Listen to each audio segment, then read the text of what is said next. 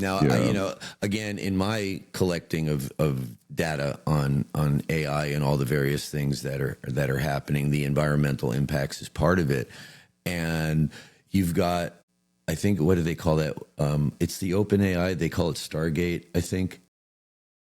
Anyway, it's one of these like collection of these massive data centers, and one article I saw said that it was going to draw as much power. This data center was going to draw as much power as both New York City and San Diego combined on like a hot summer's day.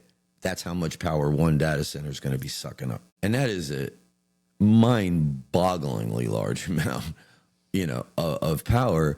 And you know how fragile the grid is already. How many times do the lights go out in your place? When it's windy or whatever. So one of the other things is that as these data centers draw all this power, you and I end up paying more. Like our electric bill. Our electric bill goes up because of what these data centers are doing. And so, then you have not only the environmental, but then you have the downstream economic costs on the people that can least afford to bear it. You may not be using AI at all or much, and yet to keep the lights on and microwave your popcorn, you're paying more for electricity anyway. Yeah. So there's a lot of factors. And in fact, when I actually, in my investigations into AI, they've gotten so complicated that I actually have two tracks now.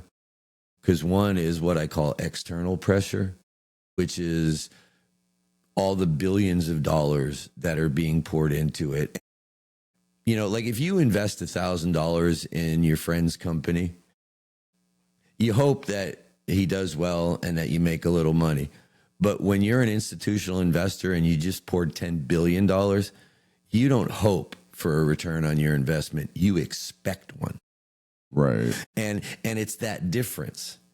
It's like, okay, yeah, we just poured $100 billion or $10 billion into you. I need to see a return on that.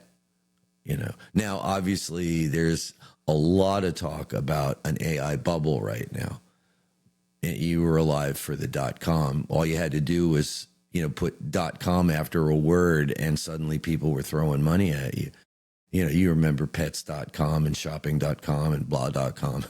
Yeah. Right. Well, a lot of, when you're scrolling through just the normal news feed, like just looking for stuff, you see it a lot. It's blah, blah, blah, .ai, blah, blah, .ai. But underneath all of that, they're saying, well, yeah, some people are going to lose some money because there is a lot of speculation right now. But in a way, don't worry too much, because even if the data centers sit unused for a while, they will eventually, there may be a downturn and then eventually go back up again. So it's not wasted money, but there's a lot of people are going to get burned with the amount of money that's being poured into this stuff. At least that's my partially educated layperson's take on the lay of the land right now.